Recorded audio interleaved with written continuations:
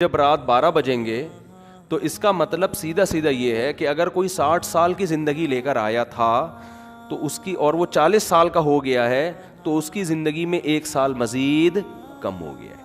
تو ان چیزوں سے، آتش بازی سے اور یہ ہیپی نیو ایئر وغیرہ سے روکیں اپنے آپ کو. لوگوں کو کرنے دیں جو کر رہے ہیں، آپ بچے رہیں اس سے. اور یہ لوگ حسرت اور افسوس کریں گے اس وقت جب ان کی موت ان کے سر پہ آ کے کھڑی ہوگی. ابھی ان کو ہنسنے دیں، آپ تھوڑی دیر اللہ اللہ کر کے رو لیں. کل آپ ہنسیں گے، یہ روئیں گے. ہماری زندگی میں سب سے مؤثر کردار ہمارے والدین کا ہوتا ہے. بچہ ماں سے کیسے چپکا رہتا ہے، وہ کبھی تصور کر سکتا ہے کہ اس کو بھی میں کبھی قبر میں اتاروں گا؟ کبھی تصور ہوتا ہے اس کا؟ سب سے قریبی انسان کے اس کی ماں ہوتی ہے. کبھی سوچ سکتا ہے کہ ایک دن میں اس کو اپنے ہاتھوں سے قبر میں ڈال کر آؤں گا؟ کبھی سوچ سکتا ہے وہ؟ اتنے بڑے بڑے انسان کی زندگی میں سب سے بڑا حادثہ اس کے ماں باپ کا دنیا سے جانا ہے، سب سے بڑا حادثہ. تو میں اپنے واقعات سنا رہا تھا نا بچوں کو، اپنے والد صاحب کے اور والدہ کے.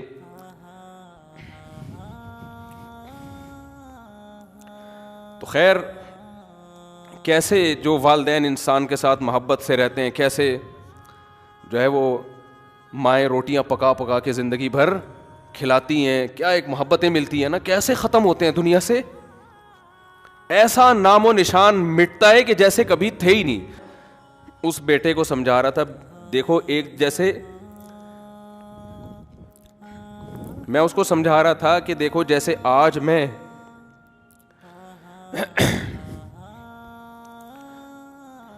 میں تمہارے سامنے اپنے والدین کی باتیں کر رہا ہوں نا کہ ونس اپون اے ٹائم، تو کل تم بھی اپنے بچوں کے بارے میں، بچوں کے ساتھ ہمارے بارے میں بات کر رہے ہوگے.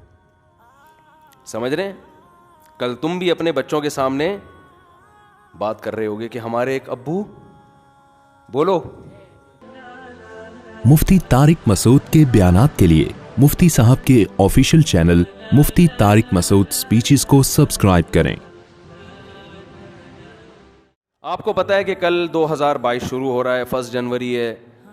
راتوں کو جو تباہی ہوتی ہے، شراب بھی چلتی ہے، پٹاخے بھی پھوٹتے ہیں، فائرنگ بھی ہوتی ہے، لوگ خوشی مناتے ہیں. تو یہ بھی ان لاجیکل کام ہیں سارے. کتنے لوگ ہیں، مجھے ایک بات بتاؤ، کہ جن کے بارے میں یہ فیصلہ ہو چکا ہے اللہ کی طرف سے کہ موت واقع ہو جائے گی؟ ہیں یا نہیں ہیں؟ بولو نا. بہت سے مر چکے ہوں گے، کچھ کورونا سے مرے ہوں گے. ابھی ہمارے ایک جاننے والے ہیں، ان کا 15 سال کا لڑکے کو کل قتل کر دیا کسی نے، ٹارگٹ کلنگ میں یا کسی ڈکیتی میں. مجھے پوری ڈیٹیل معلوم نہیں. 15 سال کے لوگ بھی جا رہے ہیں، 20 سال کے لڑکے بھی جا رہے ہیں، 60 سال کے بھی جا رہے ہیں، 50 سال کے بھی جا رہے ہیں، اور وہ بھی خوشی منا رہے ہوں گے، پٹاخے پھوڑ رہے ہوں. آپ کی موت کا پیغام لے کے آ رہا ہے، صحیح ہے نا؟ اور جن کی موت کا پیغام لے کے نہیں آ رہا، بہت سے نہیں بھی مریں گے، ایسا بھی ہوگا. تو ان کے بارے میں بہرحال یہ پیغام لے کر آ رہا ہے کہ آپ اس سال مریں گے تو نہیں، لیکن مرنے کے 1 سال قریب ہو جائیں گے آپ. آئی بات سمجھ میں؟ جب رات 12 بجیں گے تو اس کا مطلب سیدھا سیدھا یہ ہے کہ اگر کوئی 60 سال کی زندگی لے کر آیا تھا تو اس کی، اور وہ 40 سال کا ہو گیا ہے تو اس کی زندگی میں 1 سال مزید کم ہو گیا ہے. کیا خیال ہے؟ غلط تو نہیں کہہ رہا؟ تو کون دنیا میں احمق اور بیوقوف ایسا ہے جو موت کے گھاٹ کے قریب جا رہا ہو اور جتنا قریب ہو رہا ہو مٹھائیاں کھا رہا ہو، وہ پٹاخے پھوڑ رہا ہو؟ اس کی میں ایک مثال دیتا ہوں. پشاور میں پھانسی گھاٹ تھا. آپ کو کراچی سے ٹرین میں بٹھایا گیا. بعض لوگوں کو پشاور میں پھانسی دی جاتی ہے، بعض کو لاہور میں. ہوتا ہے نا، لاہور کا مجرم ہے، یہ ملتان کا ہے، یہ وہاں جیل میں. تو لاہور فرض کر لیتے ہیں، اس کے اسٹیشن مجھے یاد ہیں. پشاور تو ہم اکثر بس سے یا اکثر تو جہاز سے ہی جانا ہوتا ہے نا، تو وہ اسٹیشن یاد نہیں رہتے. لاہور آدمی ٹرین میں بھی چلا جاتا تو وہ سمجھانا آسان ہوگا. لاہور کے جیل میں آپ کو پھانسی دی جانی ہے. پھانسی کے بعد کیا ہوگا؟ آپ مر جاؤ گے، یہی ہوگا نا. اب یہاں لے کے جا رہے ہیں آپ کو، کراچی میں بٹھایا آپ کو، اور پہنچنا کہاں ہے آپ نے؟ آپ کو بتایا کہ جیسے ہی لاہور میں آپ اتریں گے سیدھا پھانسی گھاٹ میں جا کے آپ کو ہینگ کر دیا جائے گا، لٹکا دیا جائے گا، اور آپ کا انا للہ ہو جائے گا. لیکن ابھی نہیں لٹکا رہے، ٹھیک ہے؟ تو آپ خوش ہیں کہ یار ابھی الحمدللہ میں بچا ہوا ہوں، لیکن لاہور پہنچتے ہی لٹکا دیا جاؤں. اب ٹرین یہاں سے چلنا شروع ہوئی، حیدرآباد پہنچی. آپ کو بتایا کہ درمیان میں 6 اسٹیشن آئیں گے. کتنے اسٹیشن آئیں گے؟ 6 اسٹیشن آئیں گے, جہاں ٹرین رکے گی وہاں چائے پانی کا انتظام ہوگا. اب پہلا اسٹیشن آیا حیدرآباد, آپ مٹھائی بانٹ رہے ہو, پہلا اسٹیشن آ گیا بھائی, مبارک ہو, پہلے سے ٹھا ٹھا ٹھا ٹھا پہلا اسٹیشن بتایا. ہر 2 گھنٹے بعد ٹرین رکے گی, یا ہر 18 گھنٹے, کم سے کم 18 گھنٹے آج کل لگتے ہیں, 18 گھنٹے, ہر 3 گھنٹے کے بعد ٹرین کا اسٹے ہوگا. ٹرین چھوڑو, ڈائیو پہ آ جاؤ یار, کیونکہ ہر 3 گھنٹے بعد ڈائیو رکتی ہے نا. مثال ایسی دو جو بالکل ڈائیو میں جب بیٹھو تو آپ کو سمجھ میں آئے گا اچھا یہی میرے ساتھ دنیا میں بھی ہو رہا ہے. سمجھ میں آ رہی ہے بات, یہی میرے ساتھ کہاں ہو رہا ہے, دنیا میں. ڈائیو کراچی سے ڈائریکٹ جاتی ہے لاہور, پہلے نہیں جاتی تھی, اب جا رہی ہے. تو کراچی سے ڈائریکٹ لاہور جا رہی ہے, فرض کرو 18 گھنٹے کا سفر ہے, اور ہر 3 گھنٹے بعد, جب میں نے ڈائیو میں سفر کیا تو 3 گھنٹے بعد ہی اسٹے ہوتا تھا, اب پتہ نہیں شاید اسکیجول چینج ہو گیا ان کا. 3 گھنٹے بعد اسٹے ہوگا تو 3 گھنٹے کے لحاظ سے 6 اسٹیشن درمیان میں 6 دفعہ اسٹاپ آئے گا. ڈائیو کا جو اسٹاپ کرے گی وہ کم سے کم 6 دفعہ اسٹاپ کرے گی. آپ بیٹھے, آپ کو پتا ہے بھائی جہاں میں لاہور میں اترا تو میری زندگی کے ایام ہوئے ختم. اب پہلا جب ڈائیو نے اسٹے کیا, پہلا جو اڈا آیا, پہلا جو ڈائیو کا اسٹینڈ آیا, وہاں پر اتارا, 3 گھنٹے آپ کے مکمل ہو گئے. آپ نے کہا 4تھا گھنٹہ شروع ہو رہا ہے, ہاں ہاں ہاں ٹھا ٹھا ٹھا ٹھا ٹھا, 3 کمپلیٹ ہو گئے, اب 4تھا, یعنی پہلا اسٹیشن ختم, اب اگلا شروع ہونے کی خوشی میں ٹھا ٹھا ٹھا ٹھا ٹھا. شراب بھی پی رہے ہو, ناچ بھی رہے ہو, انجوائے بھی کر رہے ہو, ہیپی نیا اسٹیشن, ہیپی نیا نیو اسٹینڈ. تو لوگ کہیں گے نا بھائی تو لگتا ہے موت کے خوف سے تو باولا ہو گیا ہے, تو کیا ہو گیا تیری. بعض دفعہ آدمی پر اتنا خوف ہوتا ہے, میں نے دیکھا ہے بعض لوگوں کو خوف سے ہنس رہے ہوتے ہیں کیونکہ دماغ الٹ جاتا ہے ان کا. حقیقت ہے یہ, جب بہت زیادہ خوف ہوتا ہے نا آدمی کے جو نروس سسٹم ہے وہ سارا آؤٹ ہو جاتا ہے, وہ بریک ہو جاتا ہے, اور آدمی الٹی باتیں کرنا. غم میں بھی بہت بعض لوگوں کو ہم نے دیکھا, بہت غم ہوا, شوق لگا, ہنسنا شروع کر دیا انہوں نے, تو یہ خطرناک ہوتا ہے. ڈاکٹر کہتے ہیں اس کو رلاؤ, ایسے مریضوں کو ڈاکٹر کہتے ہیں رلاؤ ان کو, کیونکہ بھائی غم ہے تو رونا چاہیے نا, ہنس کیوں رہا ہے یہ. تو اس سے بڑا پاگل ہے یہ جو نیو ایئر منا رہا ہے. اچھا اب اگلا اڈا آیا, پہلا آیا نا تو آپ نے مٹھائی اور انجوائے اور ٹھا ٹھا کلابازیاں کھائیں اور زبردست جھنڈیاں لگائیں, بتیاں لگائیں. کوئی مولوی بیٹھا ہوا تھا وہاں, اس نے بولا بس تیرا دماغ خراب ہو گیا ہے, تو موت کے قریب ہو گیا ہے, تو پھانسی گھاٹ پہ جا رہا ہے, تو وہاں تو چھولے کھلکانے تھوڑی جا رہا ہے, تو وہاں پہ تیرے وہاں دال چاول کا انتظام تھوڑی ہے, تو مرے گا ابھی. تو وہ کہتا ہے ابے یار ایک تو یہ مولوی لوگ نا انجوائے نہیں کرنے دیتے لائف کو یار, ان کو کیا, ہم اگر ناچ لیتے ہیں نئے سال پہ یا نئے اڈے پہ یا مٹھائی کھلا رہے ہیں, تھوڑا سا انجوائے کر رہے ہیں, تھوڑا سا ہلا گلا ہو رہا ہے, ہیپی کہتی ہے, تو ان مولویوں کو پتہ نہیں کیا خشک ہے, بس 4 شادیوں میں ہی کہتے ہیں انجوائے ہے, باقی تو کسی چیز میں نہیں ہے. یہ پاگلوں کی طرح 4 شادیاں کرو, بچے پیدا کرو, اسی کو انجوائے کرو, یہ کیا انجوائے ہے یار. انجوائے تو یہ ٹھا ٹھا ٹھا ٹھا ٹھا.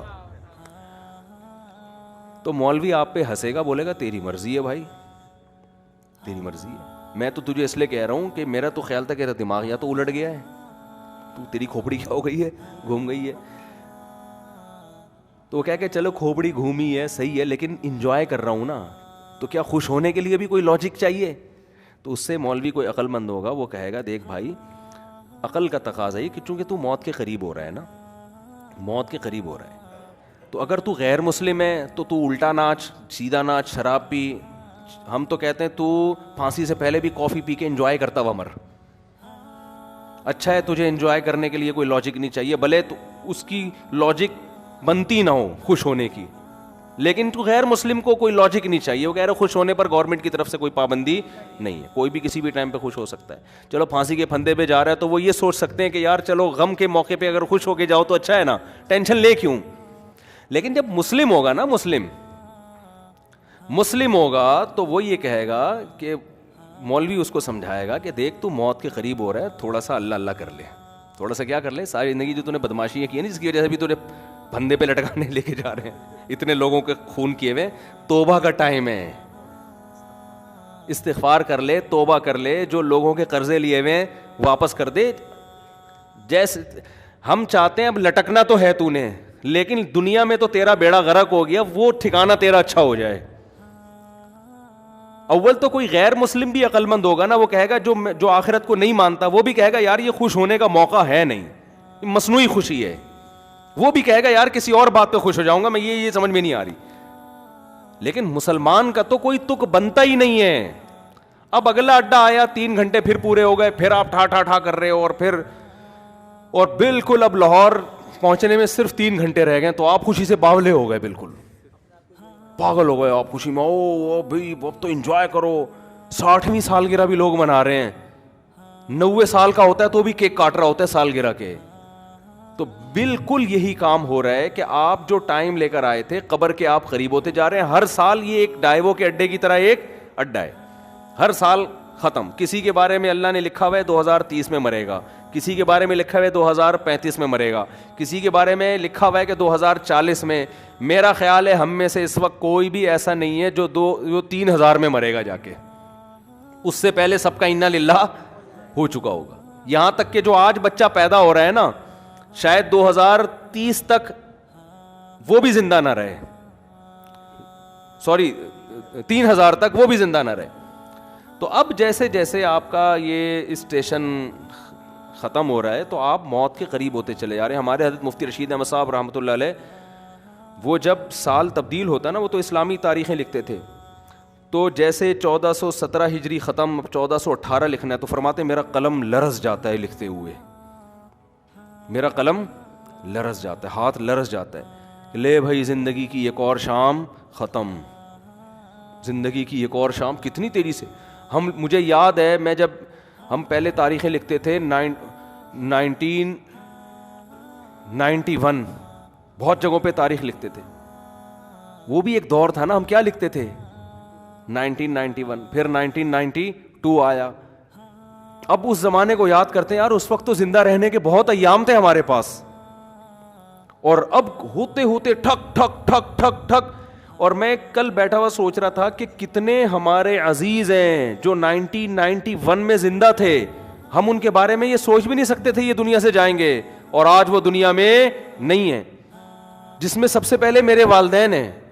میں تو اپنے والد کا تصور ہی نہیں کرتا تھا کہ یہ دنیا سے, انسان کو جس سے محبت ہوتی ہے وہ اس کے بارے میں فرض نہیں کرتا کہ یہ دنیا سے جائیں گے. ہماری دادی دنیا سے چلی گئیں, ہمارے والد چلے گئے. 91 میں تو ہمارا گھر, ہم جوائنٹ فیملی میں رہتے تھے ماشاءاللہ, ہماری دادی بھی, والد بھی, والدہ بھی, بھائی بہنیں, ان کی بیویاں, سب اکٹھے رہتے تھے, سب اکٹھے. ہمیں کبھی بھی نہیں تھا کہ یہ گھر کبھی ویران بھی ہوگا. کبھی ہم 50 سال ہمارا وہ گھر رہا ہے, میرے والد صاحب نے وہ جب خریدا تھا 50 سال رہے ہیں اس میں, ہم کبھی تصور نہیں کر سکتے تھے. پھر رشتے دار آتے تھے, سب جوائنٹ فیملی تھی, اکٹھے ایک دسترخوان پہ بسا اوقات کھانا کھاتے تھے بیٹھ کے. ایسا ویران ہوا ہے, اب میں جاتا ہوں تو دیواریں کھا رہی ہیں, کچھ بھی نہیں ہے وہاں پہ. سب سے پہلے دادی کا جنازہ اٹھا, پھر والد صاحب کا انتقال ہوا, پھر والدہ کا انتقال ہوا, پھر ہمشیرہ کا انتقال ہوا, ایک ایک کر کے لاشیں نکلنا شروع. تو ختم, فنش. جو تصور نہیں تھا, میں نے وہاں اس گھر میں 40 سال گزارے اپنی زندگی کے, 40 سال ختم, ویران. تو بھائی یہ تو یہ اسی وجہ سے ویران ہوا کہ 91 کے بعد 92 آیا, پھر 93 آیا, پھر 94 آیا, پھر 95 آیا. اللہ نے لکھا ہوا تھا میرے والد صاحب کے بارے میں کہ 98 میں ان کا انتقال ہو جائے گا. والدہ کے بارے میں لکھا ہوا تھا کہ فلاں سن میں ان کا انتقال ہوگا. ہوتے ہوتے کل میں اپنے بچوں کو لے کے کل ہی کی بات ہے, تو میں اپنے واقعات سنا رہا تھا نا بچوں کو, اپنے والد صاحب کے اور والدہ کے.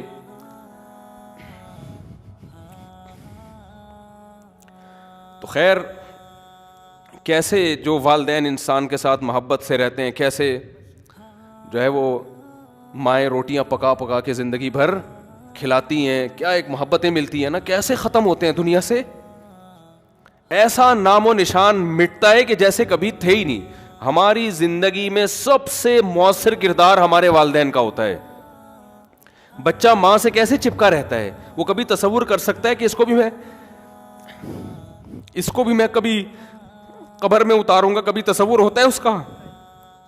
سب سے قریبی انسان کے اس کی ماں ہوتی ہے. کبھی سوچ سکتا ہے کہ ایک دن میں اس کو اپنے ہاتھوں سے قبر میں ڈال کر آؤں گا, کبھی سوچ سکتا ہے وہ؟ اتنے بڑے بڑے انسان کی زندگی میں سب سے بڑا حادثہ اس کے ماں باپ کا دنیا سے جانا ہے, سب سے بڑا حادثہ. تو میں کل بچوں کو لے کے بیٹھا ہوا نا, باتیں کر رہا تھا ان سے, تو بچے بھی اپنے ماں باپ کے بارے میں سمجھ رہے ہوتے ہیں یہ دنیا سے نہیں جائیں گے. تو میرا چھوٹا سا بیٹا ہے, میں اس بیٹے کو سمجھا رہا تھا, دیکھو ایک جیسے میں اس کو سمجھا رہا تھا کہ دیکھو جیسے آج